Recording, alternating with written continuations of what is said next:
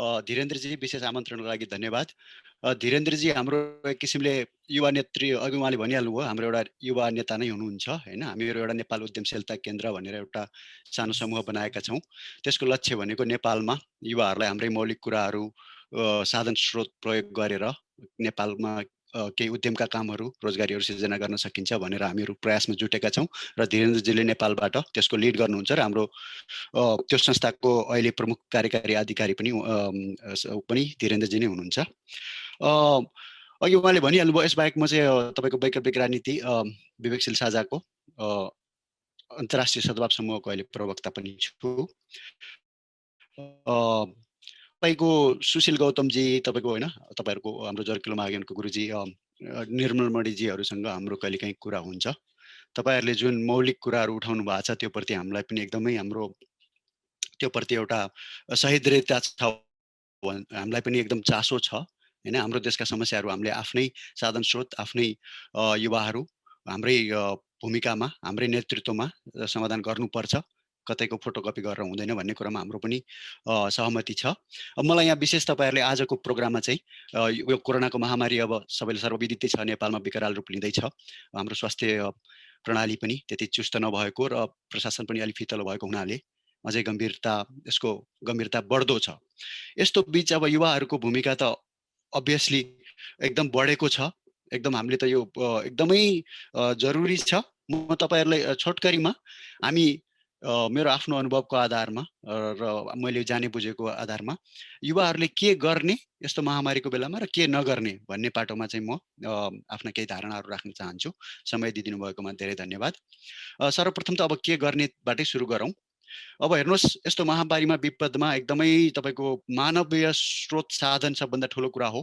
हुन त हामीलाई अन्य स्वास्थ्य उपकरण, औषधि, दक्ष जनशक्तिको पनि आवश्यकता पर्छ, तर त्यति हुँदाहुँदै जो चाहिँ तपाईँहरू जसरी यो एउटा कार्यक्रमहरू गरिरहनु भएको छ, तपाईँहरूले आफ्नो युवाहरू सङ्गठित भएर होइन, तपाईँहरूले जुन एउटा कार्यक्रम गर्नु, यो मानवीय स्रोत एकदमै जरुरी छ। युवाहरूले अहिले गर्नुपर्ने भनेको अहिले हामीले नगरे कहिले गर्ने त यस्तो सङ्कटमा होइन। विशेष गरी यो बिमारीले, कोरोना भाइरसले अलिकति वृद्ध र दीर्घ रोगीहरूलाई अझै बढी असर गर्ने हुनाले युवाहरूको भूमिका यसमा तपाईँको स्वयंसेवकको रूपमा अझै बढी छ, जुन तपाईँहरूले निर्वाह गरिरहनु भएको छ होइन। त्यो एकदमै सकारात्मक पक्ष हो। दुर्भाग्यवश हाम्रो नेपालको ठुलो जमात एउटा युवा छ जसले तपाईँको आन्दोलन गर्न, सडकमा टायर बाल्न बन्द गर्न चाहिँ अग्रपन्थीमा उहाँहरू आउनुहुन्छ। विभिन्न स्वार्थ समूहहरूबाट परिचालित भएको बुझ्नुहुन्न उहाँहरू। तर यस्ता सङ्कटको घडीमा चाहिँ त्यस्तो बृहत कार्यक्रमहरू भएको देखिँदैन होइन। तपाईँको हामी विरोध गर्न, टायर बाल्न चाहिँ सबै उहाँहरू भरभर्ती आउँछौँ, तर यस्तो सकारात्मक कुराहरू जुन तपाईँहरूले गरिरहनु भएको छ यस्तोमा उपस्थिति मैले कमै देखेको छु। त्यो एउटा दुर्भाग्यपूर्ण पक्ष हो। तर त्यति भन्दै गर्दा यो परिस्थितिलाई सुधार्ने जिम्मेवारी हाम्रै काँधमा आएको छ। हेर्नुहोस्, योभन्दा होइन अघिल्लो पुस्ताको जुन हाम्रो तपाईँको विभिन्न प्रशासनिक कमजोरीहरू, हामी राजनीतिक पनि जटिलताहरूले गर्दा जो अहिले आजको स्थिति छ, तर यसबाट निक्लिनका लागि अब हामी युवाहरूको भूमिका अझै दिनानुदिन तपाईँहरूले देख्नुहुन्छ, जनताहरू आक्रोशित छन्।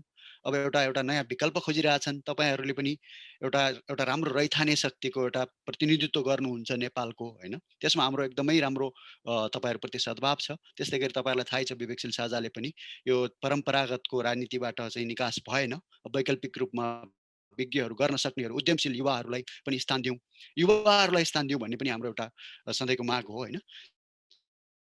त्यो पनि स्मरण गर्न चाहे। युवाहरूले यस्तो ठाउँमा चाहिँ तपाईँहरूले गर्नुभएकै जस्तो गतिविधि गर्ने हो, के गर्नेमा भने सङ्गठित भएर। तर त्यति भन्दै गर्दा आफू पनि सुरक्षित रहनु होला। महामारीको बेला छ र अहिले आएको यो डबल म्युटेन्ट, ट्रिपल म्युटेन्ट, अहिले फैलिरहेका भाइरसहरू चाहिँ युवालाई पनि अलिकति सङ्क्रमित गर्ने खालका छन्।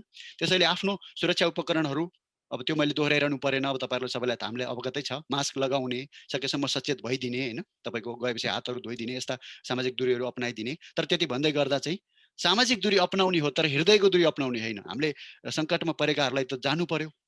जसरी चाहिँ तपाईँको फ्रन्टलाइन हेल्थ वर्करहरूले गरिरहनु भएको छ, त्यस्तै युवाको भूमिका पनि त्यस्तै छ। हेर्नुहोस् होइन, त्यसैले गर्दाखेरि आफ्नो एउटा सुरक्षित भएर त्यो पाटोहरू गरिदिनुहोस्। त्यसबाहेक तपाईँहरूले एउटा मैले देख्छु तपाईँको गुरु निर्मल बडीजीले राखिरहनु भएको हुन्छ, आज यति परिवारलाई हामीले सहयोग गर्यो जरकिलोले यतिले, त्यो एकदमै आवश्यक छ। हेर्नुहोस्, यस्तो महामारीको बेलामा एउटा हामी सनातन विचार धर्ममा आस्था राख्ने, हाम्रो वसुदैव कुटुम्बकमको चाहिँ सिद्धान्तमा विश्वास गर्ने हामी सबैले, हाम्रा सबैलाई दाजुभाइ नै सोचेर उहाँहरूलाई सङ्कटमा परेका सबैलाई दाजुभाइलाई जे गर्न सकिन्छ त्यो गर्नु एकदमै सकारात्मक पक्ष हो।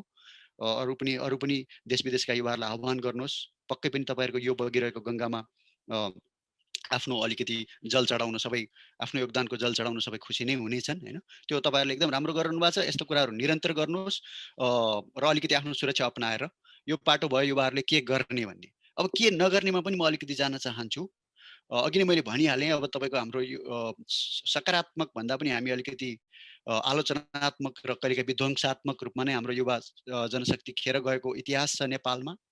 अब तपाईँको आन्दोलनदेखि लिएर तोडफोडमा हामी अग्रसर नै हुन्छौँ युवाहरू, तर सकारात्मक कुरामा अलि पछि नै परेका छौँ। त्यसैले के नगर्ने, अब त्यो मैले दोहोऱ्याइरहनु परेन भएका संरचनाहरूमा होइन।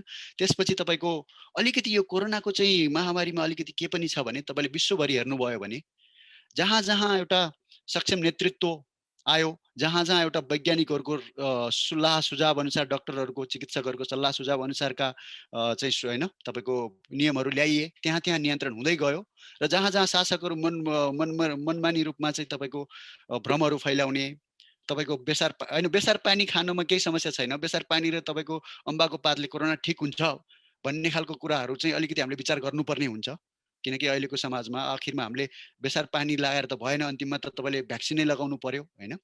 हामी आफ्नो मौलिक रौथानी कुराको सम्मान गर्नु एउटा पाटो हो, त्यो गर्नुपर्छ र हामीले गर्नुपर्छ पनि। तर अरूको विरोध मात्रै गरेर अनि तपाईँको भ्रम फैलाएर चाहिँ कहिले पनि अगाडि बढिँदैन। यो कुरा पनि युवाहरूमा एकदमै मैले अनुरोध गर्न चाहेँ होइन। हामीहरू अलिकति पूर्वीय दर्शनमा के पनि छ भने पाश्चात्य प्रणालीको सबै कुरा गलत छ भनेर हामी अलिकति कहिलेकाहीँ अन्धाधुन्ध अलि आक्रोशित भइदिन्छौँ। हामीले यो कुरा बिर्सिनु हुँदैन कि अहिलेका औषधिहरू भ्याक्सिनहरू पनि तीबाट आएका हुन्। अर्को कुरा चाहिँ मानवताको यो वसुदैव कुटुम्बकम हो, एक किसिमले ईश्वरीय देन हो, सबैजना हामी एउटा सृष्टिमा होइन।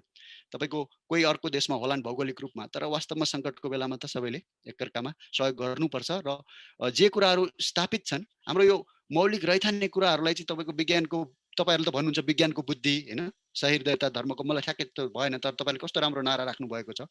मैले त्यो कुरामा फेरि जोड्न चाहेँ, विज्ञानलाई तपाईँको पनि आधार बनाउनु पर्छ। किनकि यो चिकित्सा विज्ञानको कुरा हो, हेर्नुहोस् भाइरस कसरी सर्छ भन्ने कुराहरूको बारेमा वैज्ञानिकहरूलाई नै अलि बढी थाहा हुन्छ होइन।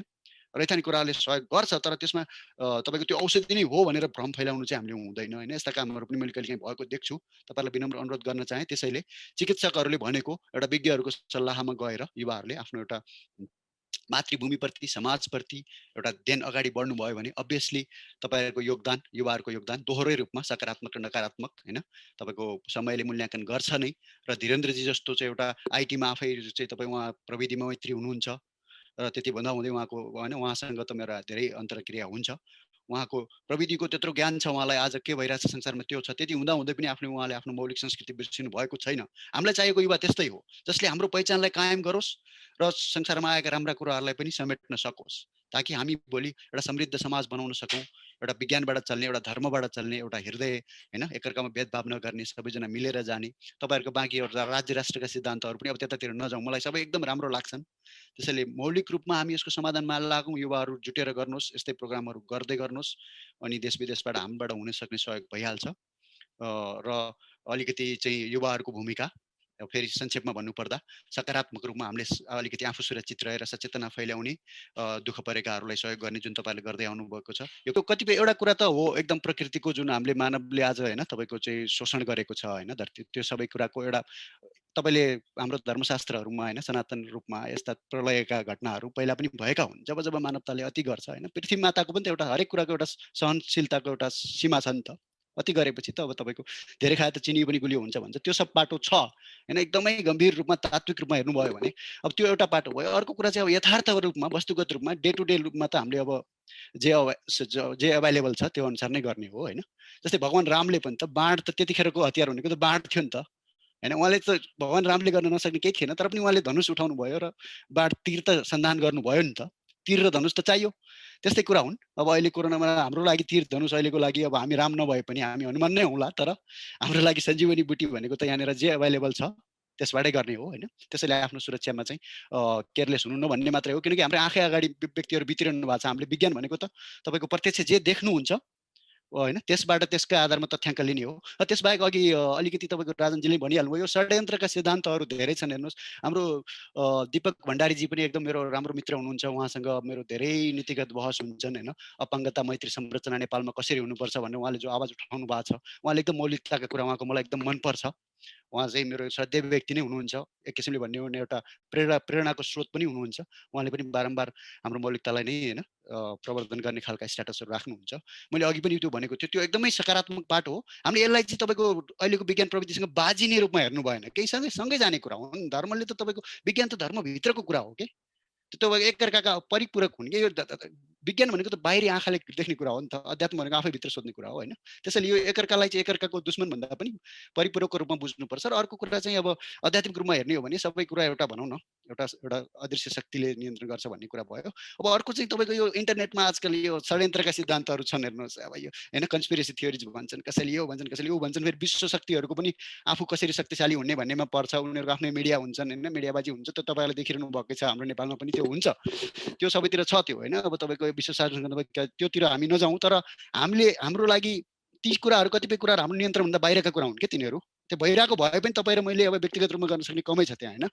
त्यसैले गर्दा हामीले व्यक्तिगत रूपमा गर्न सक्ने भनेको आफ्नो सुरक्षा गर्ने, सकेसम्म एउटा सङ्गठित भएर होइन सहयोगहरू गर्ने। अब यो षड्यन्त्रका सिद्धान्तहरू कसैलाई इन्ट्रेस्ट छ भने त जति अध्ययन गरे पनि भयो। कतिपय कुराहरू अपुष्ट हुन्छन् कि हेर्नुहोस्। त्यत्रा शक्ति समूहहरूले साँच्चीकै उनीहरूले गराएकै भए पनि उनीहरूले त्यसको त्यो प्रमाण राख्दैनन् के बाहिरी रूपमा होइन। अब यो ठ्याक्कै यस्तो भयो भनेर कसैले भन्ने सक्ने स्थिति छैन। तपाईँको बाढी आइरहेको बेलामा यो बाढी किन आयो भन्दा पनि यो घर कसरी बचाउने भन्ने बारे नै सोच्नुपर्ने हुन्छ होइन। एउटा तपाईँको मृत्युशयमा कोही बिरामी हुनुहुन्छ भने हामीले डक्टर कहाँबाट आयो होला, यो कहाँ जन्मियो होला सोच्नुभन्दा पनि बरु कसरी सहयोग गर्न सकिन्छ त्यो अवस्था भएको हुनाले चाहिँ अलिकति यताउता नजाने कि भन्ने कुरा हो। बरु छुट्टै बहसमा गरे पनि भयो होइन। त्यो बाटो भयो। अनि आध्यात्मिकको चाहिँ अब त्यही त यो कुरालाई चाहिँ हामीले त्यसरी बुझ्नुपर्छ। दिपकजीलाई पनि उहाँले एकदम राम्रो लेख्नुहुन्छ होइन। अब तपाईँहरू अघि यहाँ 4 वटा लेख्नुभयो, मैले ठ्याक्कै भन्न सकेको थिएन तपाईँहरूले। तपाईँहरूको त अब नारायणी छ विज्ञानको बुद्धि होइन। कति राम्रो तपाईँले समेट्नु भएको छ कि विज्ञानको बुद्धि काम लाग्छ हेर्नुहोस्। मानवता विज्ञान भनेको त विज्ञान भनेको कसैको पेटेन्ट होइन कि। हामीले के सोच्छौँ भने पश्चिमाहरूले त्यो गर्यो भने वास्तवमा वैज्ञानिक त पूर्वीय पनि थिए हाम्रा तपाईँको होइन। तपाईँको चाहिँ सोसियल साइन्समा त तपाईँको चाणक्य नीतिहरू हेर्नुहोस् कति उहाँले गहन अध्ययन गर्नुभएको थियो। एउटा सोसियल साइन्टिस्ट त उहाँ पनि हुनुहुन्थ्यो। त्यसपछि चरक संहिताहरू पढ्नुभयो भने होइन तपाईँको हाम्रो सुश्रुतहरू आचार्य उहाँहरू पनि त्यो समयको वैज्ञानिक हुनुहुन्थ्यो। त्यो त अब समय परिवर्तन हुँदै गयो त्यसपछि होइन। अब अहिलेको त्यो भनौँ न 14-15 शताब्दीको त्यो पुनरुत्थानपछि चाहिँ तपाईँको युरोपदेखि हुँदै अमेरिकातिर अहिले त्यस्तो देखिए पनि तर विज्ञान भनेको कसैको पेटेन्ट होइन के। विज्ञान भनेको त सबैको हो नि त। तपाईँको एउटा वैज्ञानिक विधिमा त के हुन्छ त तपाईँले एउटा कुरा देख्नुहुन्छ घटना, त्यसपछि त्यसबाट तथ्याङ्क सङ्कलन गर्नुहुन्छ होइन। एउटा हाइपोथेसिस त्यो किन भयो होला भन्ने एउटा प्रश्न सोध्नुहुन्छ र त्यो तपाईँको तथ्याङ्कको आधारमा त्यो प्रश्नको उत्तर निकाल्नुहुन्छ। त्यही अनुसार सिद्धान्त बन्छ होइन। त्यही भएर विज्ञान कसैको होइन। हामीले चाहिँ विज्ञान पश्चिमाको हो, हाम्रो पूर्वले त्यसरी सोच्नु हुँदैन। त्यो पनि यसकै पाटो हो जस्तो लाग्छ मलाई होइन।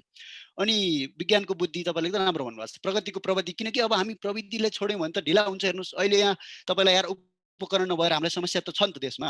अक्सिजन कन्सन्ट्रेटर हामीले बनाउन सकिदिएको भए होइन काम त लाग्थ्यो नि त। उहिले पनि त तपाईँको रावणले पनि त पुष्पक विमान चढ्थ्यो, एउटा प्रविधि त थियो नि त तपाईँको होइन। त्यो जमानामा प्रविधि थिएन भन्ने कुरा छैन कि। त्यसैले हामी यो एकअर्कालाई परिपूरक सोच्नुपर्छ कि प्रविधिको सधैँ काम लाग्छ नै होइन छ भने त्यसलाई दुरुपयोग गर्नुहुन्न भन्ने कुरा हो। जस्तै आणविक बम होइन बनाएर मानवतालाई संहार गर्ने हो कि त्यसबाट एउटा आणविक भट्टी बनाएर वैकल्पिक ऊर्जा प्रवर्धन गरेर तपाईँको विश्वभरि तपाईँको होइन एउटा ग्रिन इनर्जी भनिन्छ नि त्यो गर्ने हो त। त्यो त हामीमा भर पर्यो नि त्यो त्यो। त्यसैले चाहिँ त्यहाँनिर चाहिँ तपाईँले कस्तो राम्रो भन्नुभएको छ धर्मको विवेक त्यहाँ चाहियो के। किनकि हृदय कस्तो चाहियो त तपाईँलाई? शङ्कराचार्यको जस्तो दिमाग विवेचना चाहियो, बुद्धको जस्तो हृदय चाहियो, जनक महाराजको जस्तो हात चाहियो होइन सेवा गर्ने। हामीलाई त त्यस्ता युवा चाहिए कि जसको चाहिँ तपाईँको शङ्कराचार्य जस्तो सोच होस्, बुद्धको जस्तो हृदय होस् र जनकको जस्तो चाहिँ आफ्नो जनता अथवा रामको भगवान् रामको जस्तो जनताप्रति सेवा गर्ने हात होस् होइन। अब शरीर देवताको सम्बन्ध त भन्नै परेन, त्यो त चाहियो तपाईँको सङ्गठित हुनलाई।